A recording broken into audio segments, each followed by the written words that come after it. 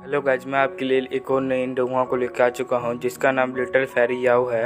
तो एपिसोड को शुरुआत में हमें हवेली पैलेस को दिखाया जाता है और फिर वहाँ पे हमें हीवान को भी दिखाया जाता है जिसको कि हिडन पैलेस के लीडर के तौर पर जानते हैं। फिर वहाँ पे एक मिस्टीरियस सी आवाज बोलती है, हजारों साल से सीवन की ट्राइब्स दोनों बिल्कुल ही शांति से रह रही है, लेकिन मैं बहुत सारे लेटर्स मिलने लगे जिसमें कि फाइट के चैलेंज के बारे में लिखा हुआ था। वो सब फाइट के चैलेंज तुम्हारे तरफ से आए हैं, तो मैं ये जानना चाहता हूँ कि तुम किस वजह से ये सब कर रही हो। फिर वहाँ पे हीवन बोलना शुरू करती है कि तुम नॉर्मल पीपल को तो बिल्कुल भी नहीं समझते, और तुमने उनके साथ बहुत ही ज्यादा बुरा व्यवहार भी किया है और बुरा कर भी रखा है। इतना कहकर वो अपने पास से 3 टेलीपोर्टेशन तो उनको बाहर निकाल लिया था और वो उसका यूज करते हुए वो अपने 3 बंदों को वहाँ पे बुला लेती है। वो तीनों काफ़ी ज़्यादा पावरफुल भी लग रहे थे और फिर वो जैसे ही वो वहाँ पे लैंडिंग करते हैं वैसे ही वो फाइट करने के लिए तैयार हो जाते हैं। हेवेलनी आर्मी भी उनके ऊपर अटैक कर देती है, लेकिन वो चारों बहुत ही ज़्यादा पावरफुल होते हैं जिस वजह से वो काफ़ी आसानी से उन सबको मार रहे होते हैं। यहाँ पे हमें एक लड़की को दिखाया जाता है जिसका नाम यूजाओ है। वो बोलने लग जाती है। हीवन अपने आप को समझती क्या है कि ये इतनी ज्यादा पावरफुल हो गई है कि जैसे ये हमारे ऊपर अटैक कर रही है। वहाँ पे एक डीमन ने यूजन पर अटैक कर दिया था, लेकिन तभी वहाँ पे एक पोर्टल खुलता है और उसमें एक बंदा बाहर निकलता है और वो अपनी एक ही फिंगर का यूज करते हुए उस डीमन को डिस्ट्रॉय कर देता है। फिर वो सभी देखने लग जाते हैं कि ये आखिरकार किसने किया। फिर उन सबको पता चलता है ये तो कोई और नहीं, वॉर ऑफ गॉड है। इसका नाम नानजी था। सब वॉर ऑफ गॉड को देख के बहुत ज्यादा खुश हो रहे होते हैं और बोलते हैं कि अब तो ये मर के ही रहेगी। चीज को देख के हीवन भी वॉर ऑफ गॉड के ऊपर अटैक करने के लिए 2 बंदों को भेज देती है और वो काफी तेजी से वॉर ऑफ गॉड की तरफ जा रहे होते हैं। उस लड़की ने वॉर ऑफ गॉड के ऊपर अटैक कर दिया था, लेकिन वॉर ऑफ गॉड का कुछ भी नहीं बिगाड़ता है और आखिरकार वो उनको एक फॉर्मेशन में ट्रैप कर लेता है और साथ ही साथ उसने अपने पास से 100 लुकिंग टावर को निकाल लिया था, जिसका यूज करते हुए वो उन दोनों को ट्रैप कर लेता है। उनको जान से मार दिया था और उसके बाद उसने नानजी के ऊपर अटैक कर दिया था, जिस वजह से उसका मार्क्स भी टूट गया था। इससे हीवन बहुत ही ज़्यादा गुस्सा हो जाती है और वो नानजी पे बहुत ही गुस्से से अटैक कर देती है, लेकिन नानजी भी उसके अटैक को काफ़ी इजीली ब्लॉक कर रहा होता है और उसके चेहरे को देख कर बहुत ही ज़्यादा हैरान हो जाता है। तुम इस जगह पे क्या कर रही हो और आखिरकार तुमने इस शैडो क्लोन को जोन क्यों कर लिया। दूसरी तरफ हीवन उसकी बात को इग्नोर कर रही होती है और उसके ऊपर अटैक करने लग जाती है। उस अटैक से नानजी बच रहा होता है। दूसरी तरफ यूजो भी उसको देख के काफी ज्यादा हैरान हो जाती है और बोलती है ये तो गॉड ऑफ गॉड सिलेर है। नानजी को ये तो पता ही नहीं होता कि जिससे वो फाइट कर रहा है वो उसी की बहन है। दूसरी तरफ हीवन काफी ज्यादा गुस्सा हो चुकी होती है और बोलती है आज तो मेरे हाथ से कोई भी जिंदा बच के नहीं रहेगा। इतना कहकर उसने सबसे अपना पावरफुल अटैक नानजी पे कर दिया था, लेकिन उसको बचाने के लिए यूजो उसके सामने आ जाती है और वो अटैक उसको लग जाता है, जिस वजह से उसका मार्क्स भी हट गया था और उसका चेहरा देख के तो हीवन की भी हालत काफी ज्यादा खराब हो चुकी होती है। पहले से एक वॉइस बोलता है कि हीवन तुमने बहुत ही ज्यादा बड़ी गलती कर चुकी है, इसीलिए वो उस पे एक बहुत ही ज्यादा खतरनाक अटैक कर देता है, लेकिन तभी हीवन अपनी बहन को अपनी तरफ खींच लेती है। दोनों को बचाने के लिए नानजी अपना फॉर्मेशन का यूज करते हुए उस सारे अटैक को काफी आसानी से रोक देता है और बोलता है एम्परर आपको कोई गलती होगी, आपको हीवन की एक बार बात सुन लेनी चाहिए। इस बात को सुन के एम्परर बोलते हैं कि तुम्हें तो पता ही है कि तुम अपने बहन से गद्दारी कर रहे हो, इसका नतीजा तो तुम जानते ही होगे। दूसरी तरफ हीवन अपनी बहन से बोल रही होती है कि मैंने तुम्हें ढूंढने की काफी ज्यादा कोशिश की, लेकिन मुझे क्या पता था कि तुम तो इस गॉड क्लैन के अंदर होगी। दूसरी तरफ इस बात से एम्परर बहुत ही ज्यादा गुस्सा हो जाता है और फिर वो दोनों बहनों के ऊपर अटैक कर देता है और फिर नानजी बोलता है कि वन तुम अपने आप को संभाल लेना।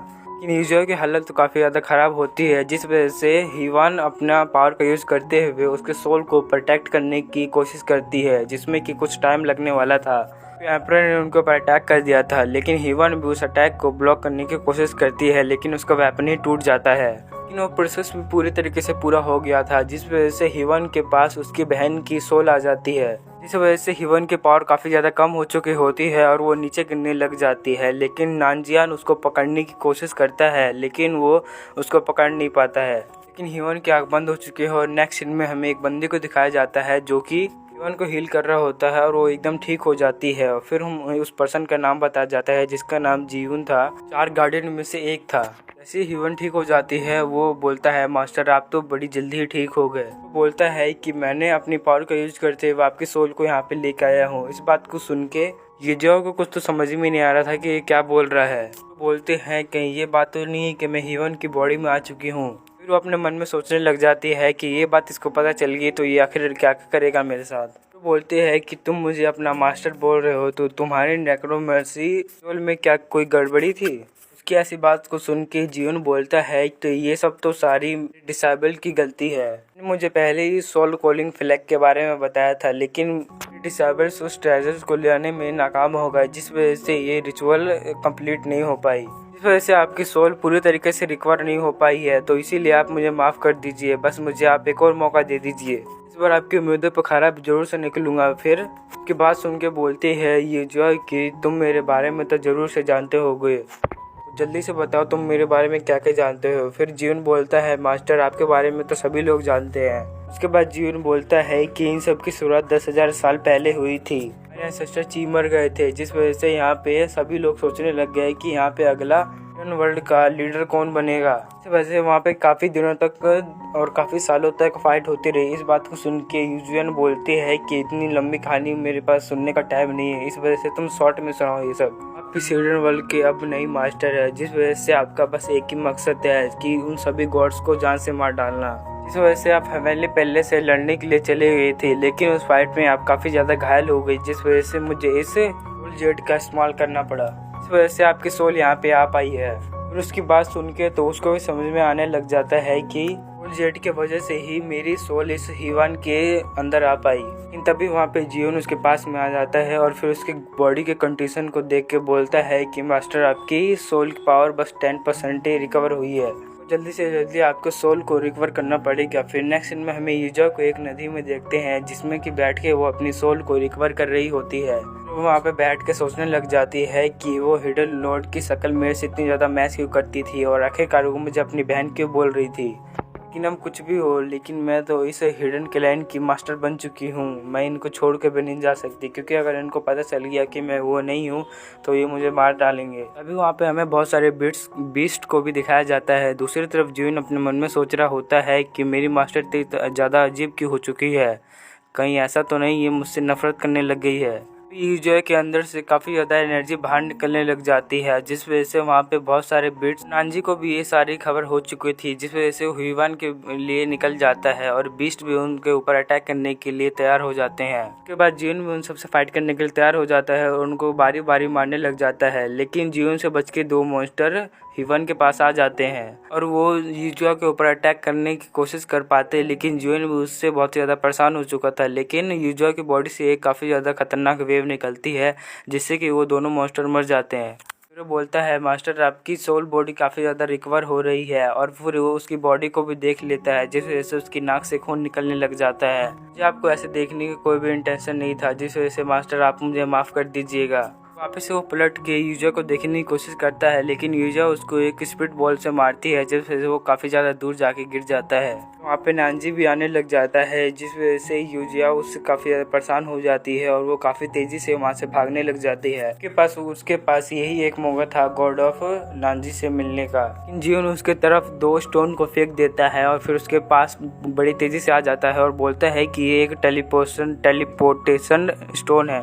काफ़ी तेज़ी से वहाँ से टेलीपोर्ट हो जाते हैं। उनके टेलीपोर्ट होते ही फिर हमें यूजर को दिखाया जाता है। फिर वो बोलती है कि इतनी अच्छी चिट्ठी उससे मिलने के लिए मिस कर दी, इस गधा है ये तो 1 नंबर का। उसके बाद जियोन बोलता है कि मास्टर आपकी सोल बॉडी तो काफ़ी ज़्यादा रिकवर हो गई है, लेकिन आपकी पावर अभी रिकवर नहीं हुई है, जिस वजह से आप फाइट नहीं कर सकते हो, इसीलिए आपको थोड़ा सा इंतज़ार करना पड़ेगा और जो भी टाइम बचा है उसका यूज़ करते हुए हम अपने तीनों गार्ड को ढूंढ लेते हैं। अगर वो तीनों हमें मिल गए तो उन तीनों का यूज़ करते हुए हम आपकी पावर को रिकवर करने का कोई ना कोई तरीका तो ढूंढ ही लेंगे। इस बात को सुन के जो अपने मन में सोच रही होती है कि अगर मैंने हेवनली पैलेस के तरफ कोई हमला करने की कोशिश की तो वो हमें जिंदा तो छोड़ेंगे नहीं। तो अगर मैं इनके बारे में उन सभी को बता दूं, लेकिन वो मुझे पहचाने ही नहीं और वो मुझे ही मार दे तो, और वो ये सब अपने मन में सोच रही होती है। लेकिन जियोन तो अपने दोस्त को ढूंढ रहा होता है जिसका नाम यानन है, और वो बोलता है कि आखिरकार वो यहाँ से चली कहाँ गई, तो मुझे उसको खुद ही बुलाना पड़ेगा। इतना कहकर उसने वहाँ पे एक बेल था उसके ऊपर अटैक कर दिया था, जिस वजह से उसके अंदर से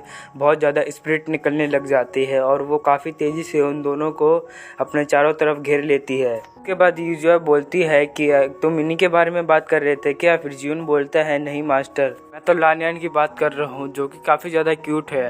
और जो उसको देखता है वो उसके प्यार में ही पड़ जाता है। ये तो बस उनके छोटे से पेट्स है। फिर जीवन उनको बड़े आसानी से हरा देता है और जब वो हार जाते हैं तो वो एक क्यूट से पेट में बदल जाते हैं। फिर जीवन उनके पास में चला जाता है और जीवन की शक्ल देख के वो चारों 6 एनिमल बहुत ही ज्यादा डर जाते हैं, जिस वजह से वो वहाँ से तुरंत ही भाग जाते हैं। सभी एनिमल को देख के जीवन सोच रही होती है कि काश मुझे भी एक ऐसा मौका मिला होता है जीवन से पीछे छुड़ाने के लिए। फिर जीवन अपने मास्टर से बोलता है, आपको मास्टर यहाँ पे डरने की जरूरत नहीं हो, मैं यहाँ पे हूँ ना। फिर तभी वहाँ पे एक कुंफू पांडा आ जाता है। जीवन और उसके मास्टर पे अटैक कर रहे थे, लेकिन उन्होंने बड़े आसानी से उसका अटैक का डॉज कर लिया था।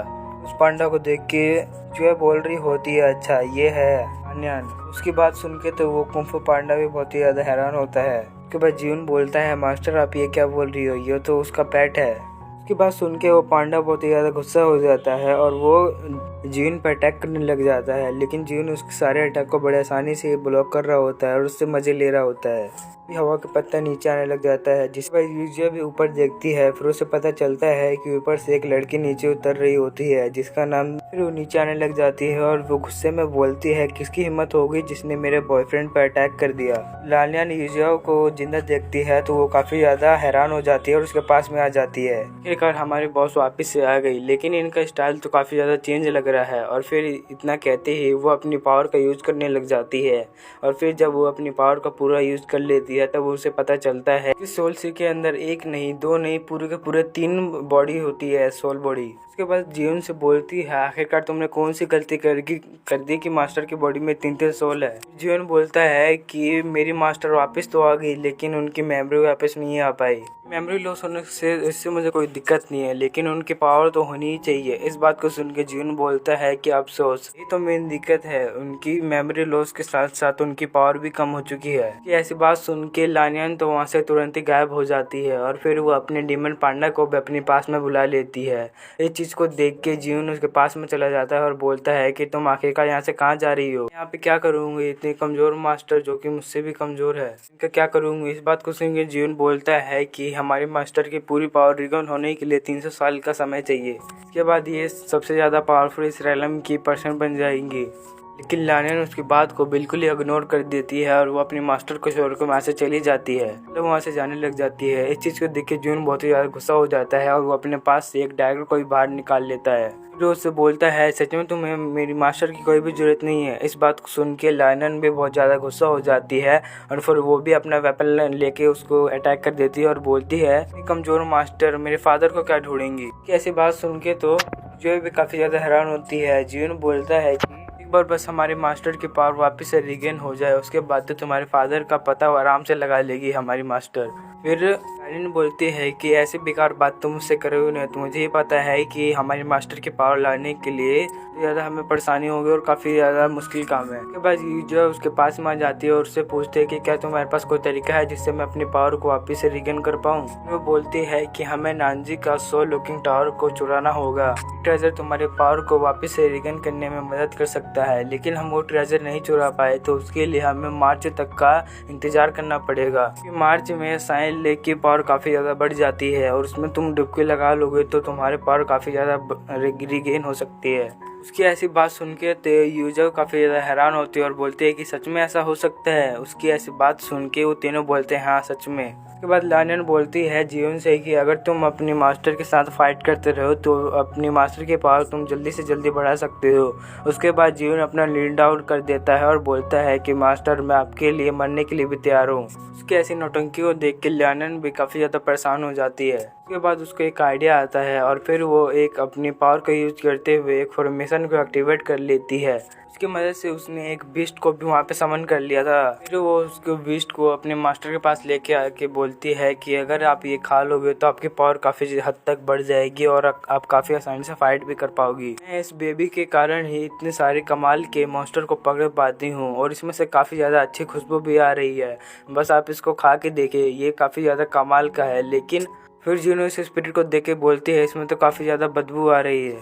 फिर उसकी ऐसी बात सुन के बेबी बोलती है कि हम दोनों मिलके एक जिंदा स्पिरिट को लेके आएंगे जिसको आप खा के आपको काफ़ी ज़्यादा अच्छा लगेगा, लेकिन अभी के लिए तो मेरे पास बस यही है।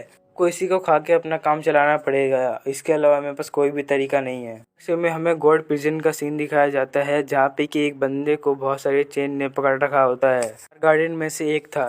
नेक्स्ट में हमें लानियन का सीन दिखाया जाता है जहाँ पे कि वो बीस्ट लानियन को काफ़ी गंदी नज़रों से देख रहा होता है, जिससे कि जियोन को काफ़ी ज़्यादा अजीब लग रहा होता है। लेकिन तभी वहाँ पे एक बंदा आ जाता है और उस बीस्ट को मार देता है।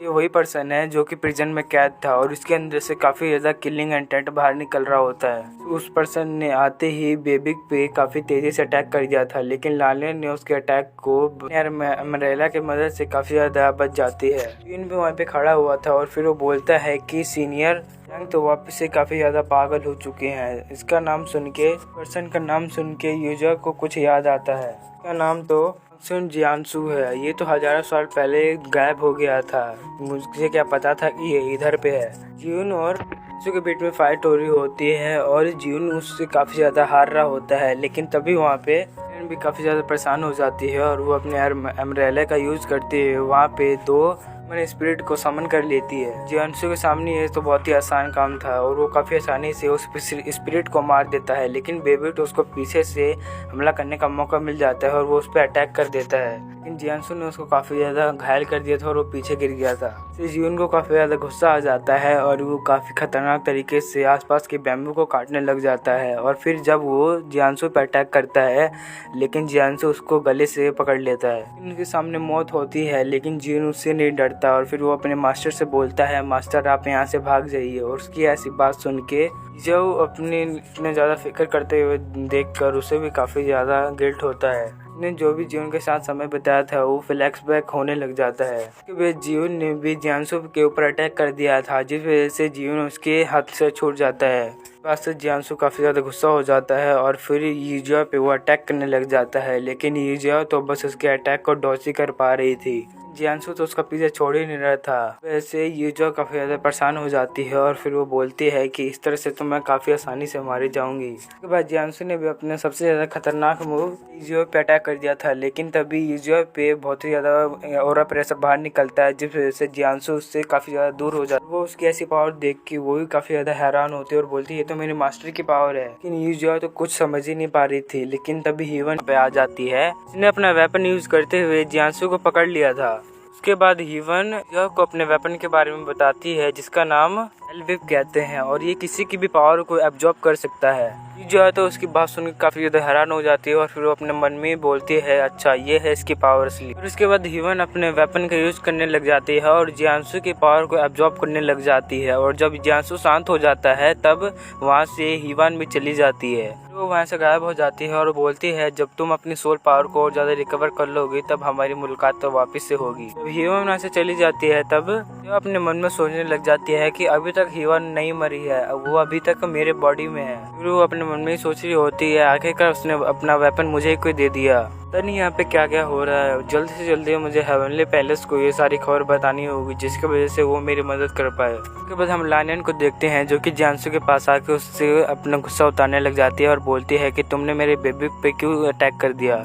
लेकिन तभी वहाँ पे जियोन भी आ जाता है और वो बोलता है कि तुम्हें इतना भी होश नहीं था कि तुमने मेरा गला ही पकड़ लिया था, मैं मरने के कगार पे था। पता है तुम्हारी इस हरकत के कारण हमारी मास्टर कितनी ज़्यादा गुस्सा हो गई थी। लेकिन तभी जियांसू अपनी पावर को यूज करते हुए उसको अपने पास से दूर कर देता है। उसके बाद जियांसू बोलता है मास्टर मुझे इस गलती के लिए माफ़ कर देना। मुझे लगता है कि गॉड प्रिजन की चैन ने मेरे ऊपर काम नहीं किया, जिस वजह से मैंने अपना कंट्रोल खो दिया। लानियन उसकी इस बात को भी सुनकर बहुत ही ज़्यादा गुस्सा हो जाती है और बोलती है कि चाहे कुछ भी वजह हो तुम्हें मेरे फ्रेंड बेबिक पे हमला नहीं करना चाहिए था। लेकिन जियांसू तो उनकी बात पे इग्नोर कर देता है और फिर वो बोलता है कि तुम तो हीवन की सिस्टर हो, मैंने बस थोड़ी ही देर में जान लिया था कि ये हीवन नहीं जियाओ है। लेकिन जियांसू की ऐसी बात सुन के बेबिक बोलता है लगता है कि तुम्हारा दिमाग खराब हो चुका है, इस वजह से तुम अपने मास्टर को भी नहीं पहचान पा रहे। उसके बाद लानियन भी अपने बॉयफ्रेंड का साथ देते हुए बोलती है कि तुम तो हिडन वर्ल्ड के फॉलन गॉड हो, उसके बाद में तुम इतने ज़्यादा बेवकूफ़ कैसे बन सकते हो। तुम हमारे मास्टर को अपना टैलेंट नहीं दिखाते तो हमारी मास्टर तुम्हें गार्डनर के जॉब में नहीं रखती। ये जो तो बेबिक को बात करते हुए देख काफ़ी ज़्यादा हैरान हो जाती है और बोलते हैं क्या तुम भी बात कर सकते हो। फिर बेबिक बोलता है हाँ मैं एक डिमन पांडा हूँ जिस वजह से बात कर सकता हूँ और मैं इंसानों के साथ कई सालों तक रहा हूँ जिस वजह से मुझे लैंग्वेज आती है। कि लालियन तो बस मुझे एक लिटिल बेबी की तरह ही ट्रीट करती है। फिर लालियन अपने मन में सोच रही है, अच्छा बेटा मेरे मास्टर के सामने इतनी ज़्यादा चापलूसी कर रहा है। वो सब ऐसे ही कुछ बातें करने लग जाते हैं। लेकिन तभी जियांसु जो के पास में आके बोलता है, तुमने मेरी हिडन पावर को सप्रेस करके मेरे ऊपर काफ़ी ज़्यादा एहसान किया है, जिस वजह से मैं तुम्हारे लिए कुछ करना चाहता हूँ। बताओ मैं आपकी किस तरह से मदद कर सकता हूँ। कि ऐसी बात सुन के लायन बोलती है कि हमारी मास्टर की तीनों सोल खो चुकी है, जिसे तुम ढूंढने में हमारी मदद कर सकते हो। मास्टर के पास उनकी बस थोड़ी बहुत ही पावर है। लायन की ऐसी बात सुन के जीन भी बोलता है, क्यों ना हम चैंगयूंग को भी इसमें शामिल कर लेते हैं, जिसकी वजह से वो काफ़ी आसानी से लड़कियों को पटा भी सकता है। और अगर वो हमारे साथ आ गया तो हम सोल लॉकिंग टावर को बड़ी आसानी से ही पा सकते हैं। बात को सुन के तर्जुन बाहरी बार से तो स्माइल पास करती है, लेकिन वो अपने मन में सोच रही होती है कि तीनों ही बंदों को मुझे संभालने के लिए काफ़ी ज़्यादा दिक्कत का सामना करना पड़ रहा है, और ये जीवन का बच्चा एक और बंदे को शामिल करने की बात कर रहा है। इसके बाद लायन भी बोलती है, चलो फिर साउथ पेविलियन में चलते हैं। और फिर हमें नेक्स्ट सीन में साउथ पेविलियन का सीन दिखाया जाता है। यहाँ पर हमें बहुत सारे लड़की लड़कों को दिखाया जाता है जो कि आपस में मौज मस्ती कर रहे थे, वो भी कमरे में बंद होके। और फिर लायन बोलती है कि इसमें ये पवेलियन एक जन्नत कहलाने के लायक है। यहाँ पर चारों तरफ खुशी का माहौल फैला हुआ है, और वहाँ पे काफ़ी सारे लोग बीस्ट क्लैन और ह्यूमन क्लैन से भी थे, कि आपस में अपना चक्कर बैठा रहे थे। उसके बाद लायन जीवन से बोलते हैं कि आखिरकार तुम अपना मुंह क्यों छुपा रहे हो, क्योंकि तुम्हें यहाँ पे आने के लिए अपना ड्रेस चेंज करना पड़ेगा और लड़की का कपड़ा पहनना पड़ेगा। तुम इसमें तो काफ़ी ज़्यादा सुंदर लग रहे हो। तभी ईजाओ का एक बंदा आके रास्ता रोक देता है, और फिर वो उसके पास में आके बोलता है, मिस मुझे लगता है कि आप साउथ पेविलियन में पहली बार आए हो, क्यों ना आज आप हमारे साथ बैठ के एक कॉफ़ी पी लीजिए। जिससे तो जीवन बहुत काफ़ी ज़्यादा गुस्सा हो जाता है, और फिर वो दोनों के बीच में आके अपनी तलवार निकाल लेता है और बोलता है, दूर रहो मेरी मास्टर से। लेकिन वो पर्सन तो काफ़ी ज़्यादा ठरकी होता है, जिस वजह से वो बोलता है कि मिस तुम नाराज क्यों हो रही हो, मैंने तो इधर कोई भी गलत बात कही नहीं। इस बात को सुन के जून बोलता है कि हाँ हाँ, मुझसे अच्छा कौन समझ सकता है। उस पर्सन से बोलता है कि तुम हिलने की कोशिश भी मत करना, लेकिन वो पर्सन तो उसके पास में आ जाता है और उसको प्यार से देखने लग जाता है। लेकिन तभी बीच में लानियन आ जाती है, और फिर वो जीवन से बोलती है, ओए होए तुम तो काफ़ी ज़्यादा लाल हो चुके हो। तो फिर वो अपने मास्टर को आगे भेज देती है, और फिर जीवन से बोलती है, अब तो मैं मान ही चुकी हूँ कि तुम्हारा टेस्ट लड़कों में है, लड़कियों में नहीं।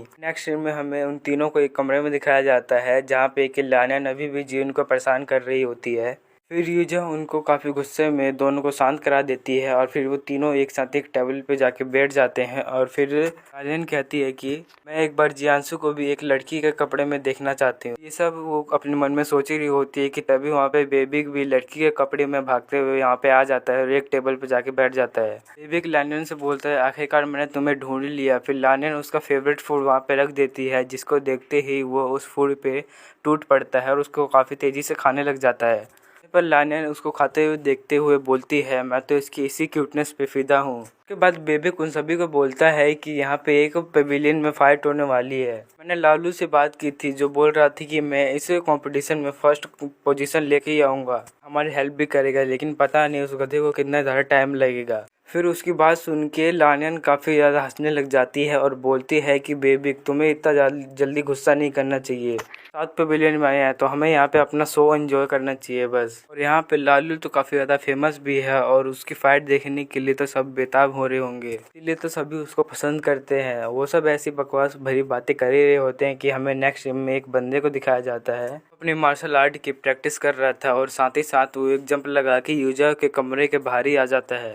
जो भी उस बंदे को देख रही होती है, और उस बंदे को ये पता चलता है कि ये मुझे देख रही है। इस चीज़ को देखते ही वो वहाँ से चला जाता है, लेकिन इस चीज़ को लानियन देख लेती है और वो बोलती है, मास्टर आपको ये कैसा लग रहा है ये बंदा। और यूजा का ये तो कहना ही था कि मेरे को वो बंदा काफ़ी ज़्यादा पसंद आया। इस बात को सुनते ही बेबी और जीवन उसको लाने के लिए तैयार भी हो जाते हैं, लेकिन वो अभी यहाँ तक इसीलिए रुके थे कि जिससे कि वो उनकी मास्टर उनको ऑर्डर दे। लेकिन यूजिया तो अपने मन में सोच रही होती कि कैसे ये बंदे हैं, इसी अपने मास्टर के लिए उस बंदे को भी चोरी करने के लिए तैयार हो चुके हैं। लेकिन यूजिया तो अपने इमोशन को कंट्रोल करते हुए उनसे बोलती है कि तुम्हें उसके पीछे जाने की कोई भी जरूरत नहीं है, मुझे अभी इस मामले में पढ़ना नहीं है। और फिर वो उनसे बोलती है कि पहले मुझे अपने तीनों सोल को रिकवर करना है। बात को सुन के लालियन बोलती है कि मास्टर सच में आप काफ़ी ज़्यादा कमाल हो। लेकिन उसका बस ये सब कहना ही था कि तभी बाहर से फैदर उड़ के आने लग जाते हैं।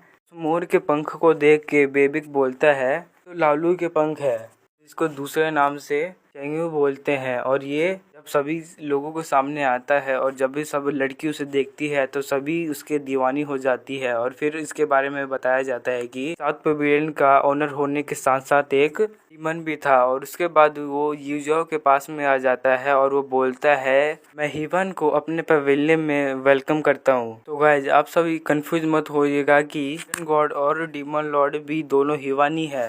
और हीवन कोई नॉर्मल लीडर नहीं है, पूरी हिडन वर्ल्ड का पूरा लीडर वही है। इस हिडन वर्ल्ड में काफ़ी ज़्यादा डीमंस रहते हैं जिस वजह से इसको डीमन वर्ल्ड भी कहा जाता है। जो डीमन लॉर्ड होते हैं वो डीमन किंग से काफ़ी ज़्यादा पावरफुल होते हैं। इस वजह से डीमन लीडर के अंडर डीमन किंग काफ़ी ज़्यादा काम करते हैं। चेंगू कोई मामूली इंसान नहीं है, जो हिडन लॉर्ड था उसका एक आखिरी गार्डियन है। और अब हीवन के पास टोटल 4 गार्डियन आ चुके हैं। पहला तो आप सबको ही पता है जियोन, और फिर दूसरा लानन, और तीसरा चेंगू, चौथा जियांसु। भाई यूजी अपने मन में सोच रही रहती है कि ये पर्सन काफी ज्यादा सुंदर है। उसके बाद तो चेंगू यूजियो के पास में आ जाता है और फिर वो यूजियो का हाथ पकड़ लेता है। फिर वो यूजियो की तरफ बढ़ने लगा था, जिस चीज को देख के लानियन और भी को काफी ज्यादा इंटरेस्ट आ रहा था। लेकिन यूजियो उसका हाथ अपने हाथ से छुड़ा लेती है। वो अपने मास्टर को ऐसे हरकत करते हुए देख के बोलता है कि सच में लौट आप तो वापिस से नहीं बदली। अगर आपको मुझसे अजीब लग रहा है तो मैं आपको कंफर्ट भी कर सकता हूँ। इतना कहकर वो उसको काफी ज्यादा करीब आ जाता है और वो अपना वेपन निकाल के यूजियो के गले के ऊपर रख देता है। लेकिन जियोन भी उसके गले के ऊपर अपना तलवार रख देता है। फिर वो चेंगू से बोलता है तुम्हारी इतनी ज्यादा हिम्मत होगी कि तुम अपने मास्टर पे अटैक करने पे आ चुके हो।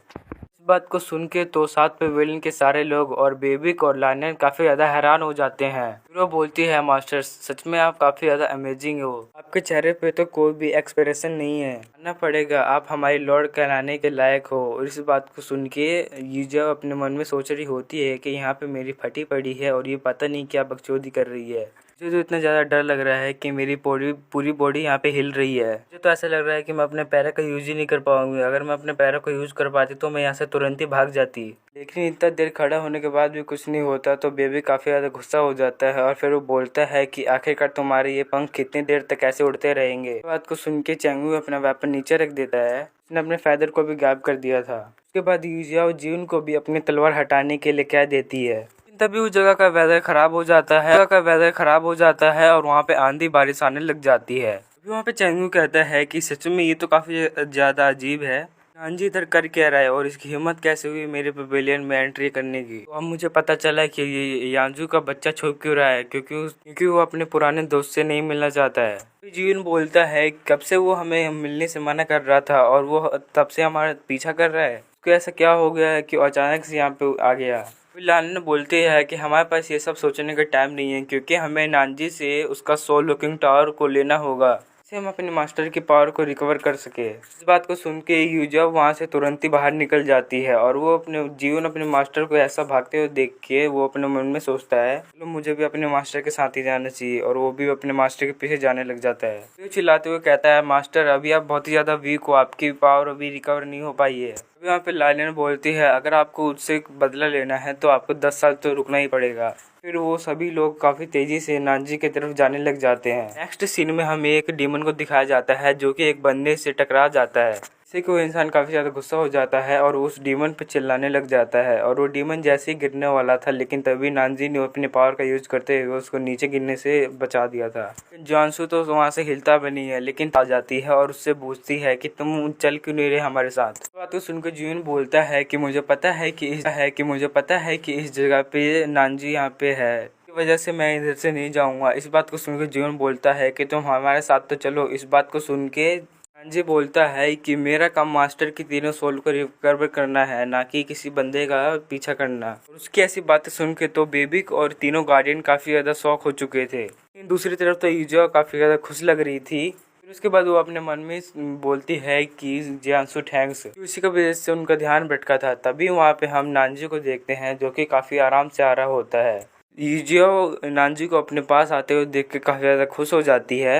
यूजियो नानजी के पास जाने वाली थी कि तभी वहाँ पे लानियन आ जाती है और उसे आगे बढ़ने से रोक देती है। तो बोलती है लगता है आप अपनी कंडीशन भूल गई हो कि अभी आप उससे फाइट नहीं कर सकती। उसकी बात सुन के नानजी बोलता है कि मैं यहाँ पे किसी से भी फाइट करने के लिए नहीं आया हूँ, मैं तो बस यहाँ पे हीवान के लिए आया हुआ हूँ। तो अपने मास्टर का नाम सुन के सभी लोग फाइट करने के लिए तैयार हो जाते हैं। वो सीधा ही नानजी पे अटैक कर देते हैं, लेकिन नानजी भी काफी ज्यादा पावरफुल होता है और वो उनको टेलीपोर्ट करके एक जंगल में ले आता है। चैंगमी अपनी फेदर का यूज करते हुए नानजी पे अटैक कर देता है, लेकिन नानजी उसके अटैक को काफी इजीली ब्लॉक कर लेता है। उनको ऐसा फाइट करते हुए देख के वो भी जीवन भी काफ़ी ज़्यादा जोश में आ जाता है और वो भी नानजी से बोलता है आ जाओ हम फाइट करते हैं। और जैसे ही अपने वो साथियों की तरफ देखता है तो वहाँ पे तो कोई दिखता ही नहीं है, सभी लोग गायब हो चुके थे। इससे तो जून काफ़ी ज़्यादा गुस्सा हो जाता है और वो गुस्से में बोलता है कि आखिरकार वो मुझे इस जगह पे कैसे छोड़ सकते हैं अकेला, इसने मेरे बारे में नहीं सोचा, अकेले अकेले भाग गए यहाँ से। नेक्स्ट सीन में लाइन को दिखाया जाता है जो कि अपने मन में बोल रही होती है हम इतने ज़्यादा बेवकूफ़ नहीं है कि हम वॉर ऑफ गॉड से फाइट कर सके, इतने पावरफुल क्यों ना हो जाए, लेकिन उसका सामना तो हम कभी भी नहीं कर पाते।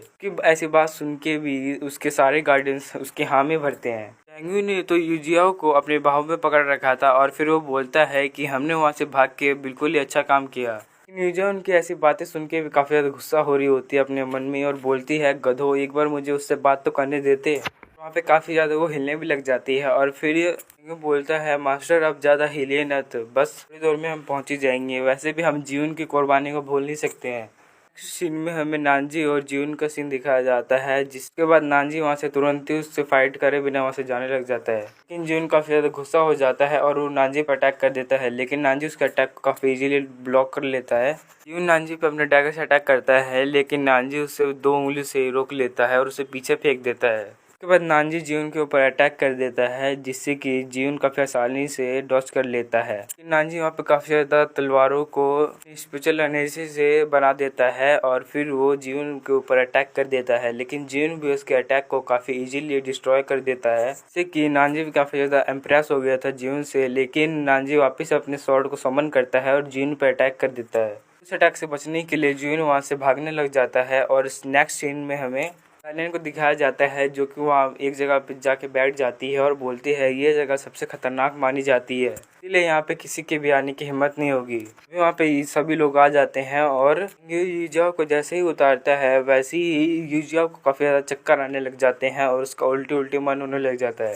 वहाँ पे ये बेहोश होकर गिरने भी वाली थी, लेकिन तभी ने यूजियाओ का हाथ पकड़ लिया था और उसको अपने बाहों में खींच लिया था और फिर उससे बोलता है लगता है मास्टर आपको कंफर्टेबल फील हो रहा है, लेकिन मैं अपने तरीके का यूज करते हुए मैं आपको शांत कर सकता हूँ, आपको कोई मदद चाहिए। इस बात को है कि क्या कहना चाहता है और वो उससे दूर हट जाती है, बोलती है कि मुझे इस चीज़ की कोई भी जरूरत नहीं है। अभी लानियन वहाँ पे रोने लग जाती है और फिर वो बोलती है मैंने जीवन के जैसा गार्डियन कभी भी नहीं देखा, तो अपने मास्टर के लिए काफ़ी ज़्यादा लॉयल था, ने अपनी जान की बाजी लगा के अपने मास्टर की जान बचाई है। इसीलिए मैं यहाँ पे सभी से बोल रही हूँ कि आप भी जीवन को श्रद्धांजलि दे। सभी चीज़ों को देख के लानिन काफ़ी ज़्यादा परेशान हो चुकी होती है और लेकिन दूसरी तरफ लानिन वहाँ पे कहने लग जाती है कि यहाँ पर मुझे कौन बुली करेगा, वो वही तो था जो मुझे बुली करता था। तभी जीवन बोलता है जीवन तो मुझसे बड़ा गधा था, कम से कम उसे हमारे साथ भाग के तो आ जाना चाहिए था। अभी जियांसु जीवन के टेम्पलेट के पास आ जाता है और वो बोलता है कि मेरे पास तुम्हारे चढ़ावे के लिए कुछ ज़्यादा तो नहीं, इसीलिए मैं यहाँ पे अपना पैसा तुम्हें चढ़ा रहा हूँ। इस चीज़ को देखते ही बेबी भी अपने प्यारे से फूड को जीवन को समर्पित कर देता है। तो ऐसा करते हुए देख के लानिन बोलती है कि ये सारी गलती अरे नानजी की है, अगर वो मुझे दोबारा दिखा तो मैं उसे जिंदा नहीं छोड़ूंगी। कुछ ही समय पहले जी से डर के यहाँ से भाग के आई हुई, ये इतनी बड़ी बड़ी बातें कर रही है। ऐसी बातें सुन के तभी वहाँ पे नानजी आ जाता है और फिर वो बोलता है कि तुम जो अभी कुछ देर पहले बोल रही थी वो यहाँ पे आके कर सकती हो। वो उनके कमरे में भी आ जाता है और यूजियाओ उसे जैसे ही देखती है उसके मन में लड्डू फूटने लग जाते हैं। अपने मन में ही बोल रही होती है गॉड ऑफ वॉर तो काफ़ी ज़्यादा हैंडसम है, कि लानियन तो काफ़ी ज़्यादा गुस्सा हो जाती है और वो अपने वेपन को निकाल के उससे बोलती है तुम सबसे बड़े कुत्ते हो, इसकी वजह से तुम्हें हमारी इतनी आसानी से लोकेशन मिल गई। तो यहाँ पर ऐसा बात कह रही थी कि तभी वहाँ पे गेट खोल कर जीवन आ जाता है। वो बोलता है इसको लेके आने वाला मैं हूँ। बेबी उससे गुस्से में बोलता है तुम पागल हो चुके हो क्या। तभी जीवन बोलता है तो आखिरकार मैं यहाँ पे करता भी क्या। वो यूजियाओ के पास में आ जाता है, के सामने झुक के बोलता है कि मैं यहाँ पे नानजी को इसीलिए लाया हूँ क्योंकि वो आपकी मदद करने के लिए तैयार हो चुका है। अभी वहाँ पे नानजी भी वहाँ पे बोलने लग जाता है और बोलता है कि तुम्हारी हिवन की मदद करने के लिए तैयार हूँ, लेकिन मुझे उसके लिए हिवन से थोड़ी देर के लिए बात करनी है। उसकी ऐसी बातें सुन के यूजो के मन में लड्डू फूटने लग जाता है और वो बोलती है कि इसका मतलब ऐसे ये मेरे लिए आया है इधर। फिर वो अपने सपने को ख्यालों से बाहर आ जाती है और वो सभी को बाहर जाने के लिए बोल देती है, लेकिन जून बाहर जाने से मना कर देता है। लेकिन तभी यूजो उनको गुस्से से देखने लग जाती है। उसके बाद वो सभी वहाँ से तुरंत ही वहाँ से निकल जाते हैं। चैंग बाहर जाते हुए बोलता है कि तुम गलती से भी इसके प्यार में न पड़ जाना तो मैं काफी ज्यादा नाराज हो जाऊंगा। इतना कहकर वो वहाँ पे ट्रैकिंग डिवाइस भी छोड़ के वहाँ से चला जाता है। जून को तो उधर अभी भी गड़बड़ी लग रही थी। तभी नानजे बोलता है कि मुझे यहाँ पे कोई भी दिक्कत परेशानी मत करो, यहाँ से जल्दी निकल जाओ। कि ऐसी बात सुन के वो काफी गुस्से में दरवाजे को बंद करके बाहर निकल जाता है। हम तीनों को देखते हैं जो कि छुप छुप के उन सभी की बातें सुनने की कोशिश कर रहे होते हैं और उनको देखने की कोशिश कर रहे होते हैं। चैंग अपने बटरफ्लाई का यूज करते हुए अंदर की सारी बातें सुन रहा था। तभी बेबिक बोलता है तो लगता है ये नानजी यहाँ पे किसी और मकसद से आया हुआ है। कि ऐसी बात सुन के लानन भी उसकी बातों पे एग्री करने लग जाती है, जिससे कि वो काफी ज्यादा गुस्सा हो जाता है और उन दोनों को नीचे गिरा देता है। और फिर वो अपने मन में सोचने लग जाता है कि कहीं ऐसा तो नहीं मास्टर हमें अपनी की पोजीशन से हटाने वाली है, क्या पता नानजी अपनी बातों से वहाँ पे मुकर जाए। जियांसु बोलता है अगर हम वो अपनी बातों पर नहीं अड़ा रहा तो हम उसका कुछ भी नहीं कर पाएंगे। लेकिन तभी चंगो बोलता है कि ऐसा कुछ भी नहीं होने वाला है। फिर वो उनको बताता है कि नानजी सोल लुकिंग टावर का यूज करते हुए हमारी मास्टर की सोल ढूंढने के लिए तैयार हो चुका है। और फिर वो बोलता है कि नानजी को अपने एसेंस का यूज करना पड़ेगा। और इस बात को सुन के लानिन भी काफी ज्यादा हैरान हो जाती है। फिर वो बोलती है अगर वो अपने एसेंस का यूज कर रहा है तो ये सच में काफी ज्यादा बड़ी बात है। एसेंस रीजनरेट नहीं हो सकते हैं, उसे ऐसी क्या नौबत पड़ गई। भी जून बोलता है अगर हम मास्टर की तीनों सोल मिल गई तो उसके बाद तो नानजी हमें ये सारी बातें बता ही देगा।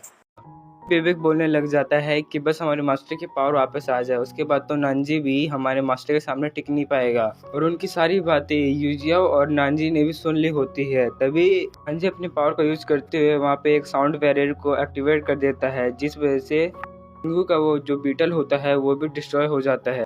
नानजी एक जगह पे जाके बैठ जाता है और दूसरी तरफ हिजिया उसे देख के काफी ज्यादा खुश हो रही होती है। उसके बाद वो कहते हैं हे लॉर्ड नानजी, आखिरकार आप मुझे ढूंढते ढूंढते यहाँ पे आए गए और मुझे तो यहाँ पे काफी ज्यादा डर लग रहा था। तभी नानजी उससे पूछता है कि आखिरकार तुम यहाँ पे क्या कहने की कोशिश कर रही हो। तभी हिजिया बोलती है अरे मैं तो आपको ये बताना भूल ही गई, मुझे आपसे फॉरबिडन मार्शल आर्ट के बारे में जानना था। उसके बाद हमें फर्स्ट का सीन दिखाया जाता है। पवेलियन के अंदर एक मार्क्समैन बिना परमिशन के अंदर घुस आया था, जिस वजह से वहाँ पे जो भी परमिशन होता है वो अपने आप ही एक्टिवेट हो जाता है।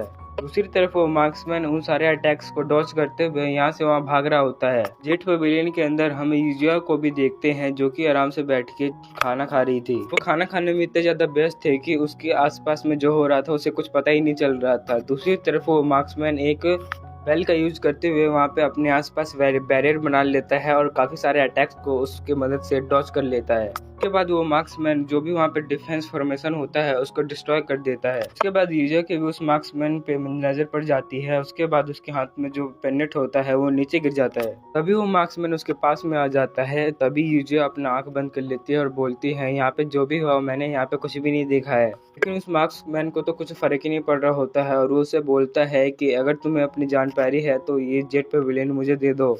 तभी उस मार्क्समैन की तरफ एक अटैक आता है जिससे कि उसका मार्क्स डिस्ट्रॉय हो जाता है और फिर हमें पता चलता है ये तो नानजी है। और उसके बाद वो वहाँ पे जो डिफेंस फॉर्मेशन होता है उसको भी वो डिस्ट्रॉय कर देता है। ऐसे यूजर गॉड ऑफ वॉर को देखती है, वैसे ही वो बोलती है आखिरकार आप यहाँ पे क्या कर रहे हो। अभी नानजी बोलता है आखिरकार तुम मेरी सच्चाई जाने गए, अगर तुम मेरी सच्चाई जान चुकी हो तो तुम मेरी आसानी से बात तो मानोगी नहीं। लेकिन यूजिया तो उसका उल्टा ही करती है।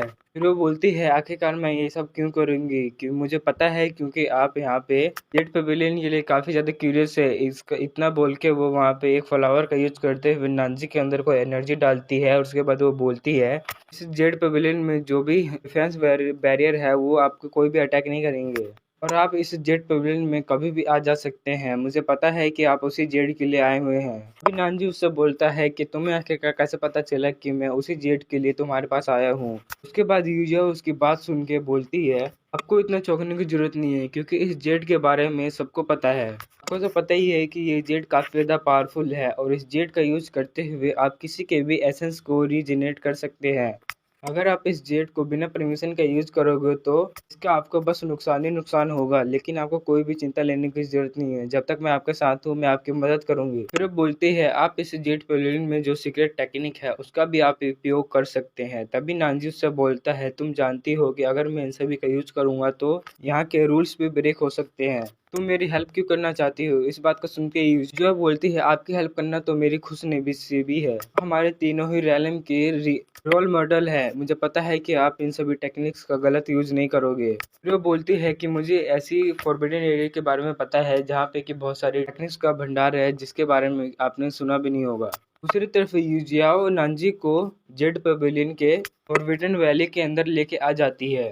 दूसरी तरफ यूजियाओ अपने मन में सोच रही होती है गॉड ऑफ वॉर पूरे हेवन के अंदर नंबर 1 वॉरियर है। मैं तो काफी ज्यादा लकी हूँ जिस वजह से मैं उनकी आज काम में आ पा रही हूँ। वहीं वो अपने मन में अंटसंट सोच रही होती है जिसको कि मैं बताने वाला नहीं हूँ। अभी वहाँ पे जो ट्री होता है उसके अंदर से उसका गार्डियन स्पिरिट बाहर आ जाता है और उसके बाद वो यूजिया के ऊपर अटैक कर देता है, जिसको देखते ही अंजी हिवन के आगे आ जाता है और उसके सामने एक शील्ड बना लेता है। लेकिन वो बीस्ट उस बैरियर को तोड़ देता है और दूर छटक जाता है और उसके बाद वो वहाँ पे काफी ज्यादा रोर करने लग जाता है। यूजिया उसको कुछ कहना चाहती थी लेकिन नानजी उसको बोलता है कि तुम्हें टेंशन लेने की कोई भी जरूरत नहीं है, मैं इस गार्डियन बीस्ट से तुम्हारी रक्षा करूंगा। तभी वो गार्डियन उन दोनों के ऊपर काफी तेजी से अटैक कर देता है, लेकिन तभी यूजिया बोलती है जियाओ बॉय तुम इनके ऊपर हमला मत करो। इस बात को सुनते ही वो गार्डियन बीस्ट वहाँ पे रुक जाता है और उसके बाद वो गार्डियन बीस्ट यूजिया को वहाँ पे चाटने लग जाता है। तभी यूजिया बोलती है जियाबा तुम्हें गॉड ऑफ वॉर से डरने की कोई भी जरूरत नहीं है, ये काफी ज्यादा अच्छे इंसान है। मैं यहाँ पे इनको किसी मकसद की वजह से लाई हुई हूँ।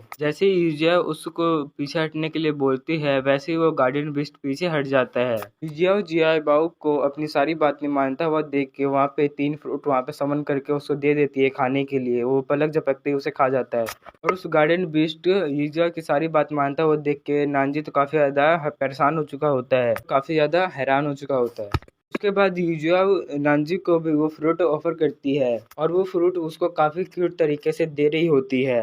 इस चीज को देखते ही नानजी उस फ्रूट को ले लेता है और उसको तुरंत ही खा लेता है। तभी यूजिया उससे पूछती है ये फ्रूट कैसा है? अगर ये फ्रूट आपको काफी ज्यादा पसंद आए तो मैं इसको फ्यूचर में आपको दे सकती हूँ, बस आप इसके बारे में मुझे बता दीजिए, मैं आपको ये फ्रूट दे दूंगी। तभी नानजी इसकी इस बात को सुन के उसको शुक्रिया बोलता है। तभी नानजी बोलता है मैं तुमसे एक चीज पूछना चाहता हूँ कि ये बीस्ट तुम्हारी क्यों बात मान रहा है? तभी यूजिया बोलती है क्योंकि मैं और ये गार्डियन बीस्ट एक साथ ही बड़े हुए हैं। जब जियाबा काफी ज्यादा छोटा था तब से ये मेरे साथ ही रह रहा है। मैंने इसको किसी मार्केट से जब ये अंडा था तभी मैंने खरीद लिया था और इसको मैंने तब से ही पाल रखा है। तभी नानजी उसकी सारी बात सुन के बोलता है ओ ऐसी बात है। तभी वो बोलता है लगता है हमें इस होली ट्री के अंदर जाने का वक्त आ चुका है। तभी नानजी उस फॉर्मेशन के ऊपर अटैक करने वाला होता है। तभी यूजिया उसका हाथ रोक देती है और बोलती है अगर आप इस फॉर्मेशन के ऊपर अटैक किया तो यहाँ पे जो भी सिक्योरिटी अलार्म होगा वो अपने आप पे एक्टिवेट हो जाएगा। तो जैसे कि हमने पिछले एपिसोड में देखा था कि नानजी ने होली ट्री पे अटैक करने के लिए अपने हाथ में पावर इकट्ठा कर ली थी, लेकिन तभी हिवान ने उसे रोक दिया था। आप ऐसा नहीं कर सकती हो, अगर आप इस फॉर्मेशन पे अटैक करोगे तो इससे पूरे जेट पेविलियन का सिक्योरिटी अलार्म बच जाएगा और हम पकड़े जाएंगे। इस बात को सुन के नानजी उस अटैक को नहीं करता है और रुक जाता है। जो फॉर्मेशन था उसमें जो पैटर्न्स था उसको देख के बोलती है जियाओ मुझे ये पैटर्न्स काफी ज्यादा जाने पहचाने लग रहे हैं। हाँ याद आया, ये तो मेरी मास्टर यूज करती है, मुझे यकीन है कि मैं इस फॉर्मेशन को तोड़ सकती हूँ। तभी नानजी बोलता है कि तुम अपने मास्टर की तरह पावरफुल नहीं हो, मुझे डर है कि अगर तुम इस फॉर्मेशन को तोड़ने की कोशिश करोगे तो उससे तुम घायल भी हो सकती हो। इस बात को सुनकर यूजिया भी काफी ज्यादा परेशान हो चुकी होती है और बोलती है कि अब मैं क्या करूँ। फिर वो बोलती है कि ना ही आप इस फॉर्मेशन को तोड़ सकते हो और ना ही मैं, तो अब हम क्या कर सकते हैं। लेकिन तभी उसका पेट जियाबो उसके पास पहुंच जाता है और उसको कुछ कहने की कोशिश करता है। उसके बाद हिवन बोलती है कि मुझे लगता है कि मुझे इस जगह पे कल आना चाहिए। ये इतना कहते ही उसका बीस्ट अपने मुंह से एक टोकन निकालता है और उस टोकन को उस फॉर्मेशन के अंदर भेज देता है, जिससे कि वो पूरा फॉर्मेशन ही वहाँ से हट जाता है। जैसे वो फॉर्मेशन ब्रेक होता है वैसे ही यूजिया काफी ज्यादा खुश हो जाती है और बोलती है जियाबो तुमने ये सब मुझे पहले क्यों नहीं बताया? अच्छा हमारे मास्टर तुम्हें फॉर्मेशन की किए पहले से ही देखे गए थे। उसके बाद नानजी और यूजिया उस होली ट्री के पास जाने लग जाते हैं, लेकिन तभी नानजी अपने पास से एक बॉक्स निकाल लेता है। तभी नानजी उस बॉक्स को यूजुआ को दे देता है और बोलता है कि तुम इस बॉक्स को खोल के देखो। जैसे वो बॉक्स खोलती है उसके अंदर से एक क्रिस्टल था और ये क्रिस्टल नानजी की बॉडी से कनेक्टेड भी था। उस क्रिस्टल को देखने के बाद यूजुआ बोलती है कि ये क्रिस्टल तो पहले से काफी ज्यादा कमजोर लग रहा है। तभी नानजी बोलता है हाँ तुमने सही बोला, मैं यहाँ पे काफी ज्यादा घायल हूँ। तभी यूजुआ बोलती है कि आप इस कंडीशन में फॉरबिडन मार्शल आर्ट के सामने आप कैसे टिक पाएंगे। तभी नानजी बोलता है अगर मैंने इस चीज को नहीं किया तो मैं उसको नहीं रोक पाऊंगा, और अगर किसी भी हालत में उसको नहीं रोका गया तो गॉड्स के ऊपर काफी ज्यादा खतरा बन सकता है। इसीलिए मैं इस होली ट्री का यूज करते हुए अपने क्रिस्टल को प्यूरिफाई कर दूंगा। मैं इसलिए तुम्हें अपने साथ लेकर आया क्योंकि इसके साथ साथ फॉरबिडन मार्शल आर्ट की भी जरूरत पड़ेगी। क्या तुम मेरे लिए इस प्रोसेस को कर सकती हो? इस बात को सुनते ही यूजुआ उस प्रोसेस को करने के लिए मान जाती है और वो प्रोसेस को जैसे ही स्टार्ट करती है और इस प्रोसेस के स्टार्ट होते ही लेक में से काफी सारे स्पिरिचुअल एसेंस नानजी के स्टोन में जाके एब्जॉर्ब होने लग जाते हैं, जिससे कि नानजी के ऊपर काफी ज्यादा बुरा इफेक्ट हो रहा था और उसकी बॉडी काफी ज्यादा पेन भी कर रही थी। जैसे जैसे उसकी क्रिस्टल प्योरीफाई हो रही थी वैसे वैसे उसके अंदर से काफी खतरनाक ईवल ऑरा निकलता ही जा रहा था। साथ ही साथ उसको काफी ज्यादा पेन भी हो रहा था और वहाँ पे चिल्ला भी रहा था वो बहुत ज्यादा। और हम देखते हैं कि नानजी के शरीर में एक ब्लैक सा कोई पैटर्न बन गया है। जैसे ही यूजुआ नानजी की ऐसी कंडीशन में देखती है वैसे ही वो काफी ज्यादा परेशान हो जाती है। जल्दी से उस प्रोसेस को खत्म कर देती है और स्टोन को अपने पास में रख लेती है और उसके बाद वो वहाँ पे काफी ज्यादा स्पेशल वेन्स की मदद से नानजी को पकड़ लेती है और वो बोलती है कि इस प्रोसेस में तुम्हें काफी ज्यादा दर्द होने वाला है और तुम्हें जल्दी से जल्दी अपने शरीर में से इस इवल ऑरा को बाहर निकालना पड़ेगा। और उसके बाद हिवन उस प्रोसेस को स्टार्ट कर देती है। उस प्रोसेस की वजह से काफी ज्यादा नानजी को दर्द होने लग जाता है, लेकिन वो अपनी बॉडी को कामयाबी हासिल कर लेता है और अपने आप को कंट्रोल कर लेता है। और उसके बाद स्पिरिचुअल रूट उसको नीचे उतार देती है और एक स्पिरिचुअल रूट उसको मार भी देती है, जिस चीज को देख के यूजुआ काफी ज्यादा परेशान हो जाती है और काफी ज्यादा हैरान भी होती है। तभी वो हिवन से माफी मांगते हुए बोलती है गॉड ऑफ वॉर मुझे माफ कर देना, ये बस एक गलती है। लेकिन तभी नानजी वहाँ पे खड़ा हो जाता है और वो बोलता है कि इस प्रोसेस को करने के बाद मेरी बॉडी काफी ज्यादा रिकवर हो गई है।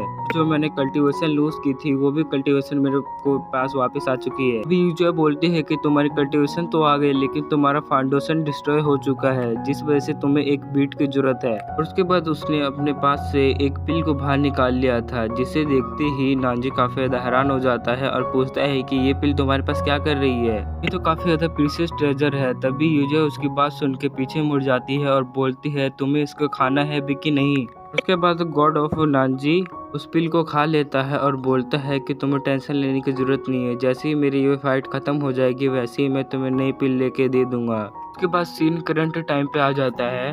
अभी यूजुआ बोलती है कि मुझे लगा कि उस समय तुम काफी ज्यादा घायल हो और मैं तुम्हारे लिए काफी ज्यादा परेशान भी हूँ, मुझे लगा कि वो पिल ने काम नहीं किया। तभी नानजी उससे पूछता है कि आखिरकार तुम हिवन की बॉडी में क्या कर रही हो। तभी यूजुआ बोलती है कि ऐसा हो सकता है कि हिवन और मैं एक साथ मरे थे, जिस वजह से मेरी सोल उसकी बॉडी में चली गई हो।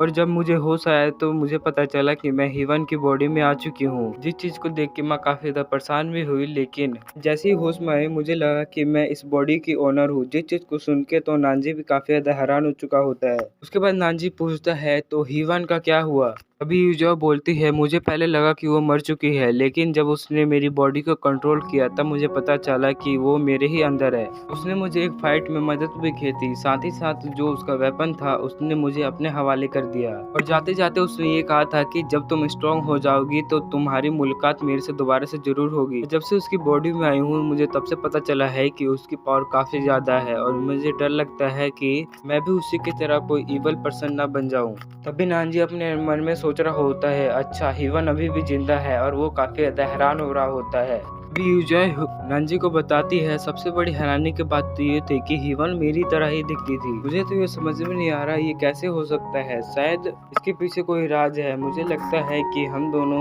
आपस में कनेक्टेड है। तभी नानजी उससे पूछता है कि आखिरकार तुम्हारा जन्म कहाँ पे हुआ था। तभी यूजुआ उसे बताती है कि मेरा जन्म पुसान के अंदर हुआ था। जैसे ही नानजी पुसान का नाम सुनता है वैसे ही वो अपने ख्यालों में खो जाता है। उसके बाद वो अपनी खालों में खो जाता है। तभी यूजुआ बोलती है गॉड ऑफ वॉर क्या आप ठीक हो? तभी नांजी बोलता है हाँ मैं ठीक हूँ, क्योंकि ह्यूवन के साथ मैं उधर ही रहता था। शायद तुम ह्यूवन को काफी ज्यादा देखती थी, इसी वजह से यहाँ पे आने के बाद तुम्हारा सिर्फ वैसा बन गया।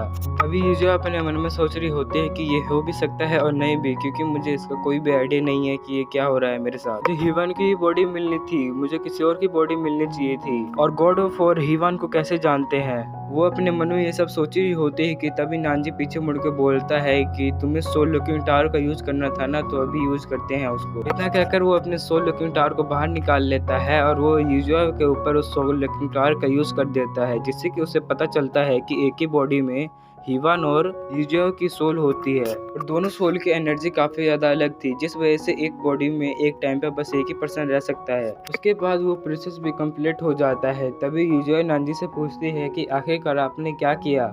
तभी यूजुआ बोलते हैं कि ह्यूवन की पावर काफी ज्यादा टेरिफाइंग है और वो काफी ज्यादा खतरनाक भी है, इसीलिए जैसे उसको अपनी बॉडी पे कंट्रोल करने से पहले हमें हेवनली पैलेस को ये खबर दे देनी चाहिए, जिससे कि जल्दी से जल्दी हमें इससे छुटकारा मिल सके। तभी नांजी उससे बोलता है कि तुमने ये कहने में काफी ज्यादा टाइम लगा दिया है, क्योंकि जो तुम्हारी सोल है वो ह्यूवन की बॉडी से काफी अच्छे से मर्ज हो चुकी है, जो तुम्हारे अंदर से ह्यूवन की ब्रेथ भी महसूस नहीं हुई। इस बात को सुन के यूजुआ काफी ज्यादा खुश हो जाती है। ह्यूवन अपनी बॉडी में कभी भी वापस नहीं आएगी, तो अच्छा हुआ, अब तो मैं अपनी इस बॉडी को छोड़ सकती हूँ और लिटिल फेरी वाली बॉडी में जा सकती हूँ। उसकी ऐसी बात सुन के नांजी बोलता है कि तुम चाह के भी इसके अंदर से अपनी सोल को नहीं निकाल सकती, क्योंकि ये बॉडी ह्यूवन की है, और अगर तुमने जबरदस्ती इस बॉडी के अंदर से अपनी सोल निकालने की कोशिश की तो दोनों की ही सोल डिस्ट्रॉय हो जाएगी।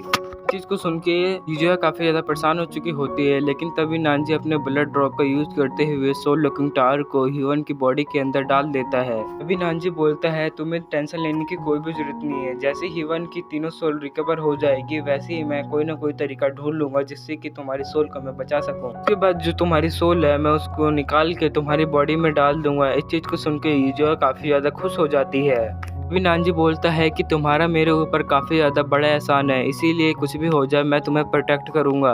इतना कह के उसके मुंह से ब्लड आने लग जाता है, जिस चीज को देख के यूजुआ काफी ज्यादा परेशान हो जाती है। लेकिन तभी वहाँ पे नांजी बेहोश हो जाता है और नीचे गिर जाता है, और इसी के साथ हमारा आज का एपिसोड खत्म हो जाता है।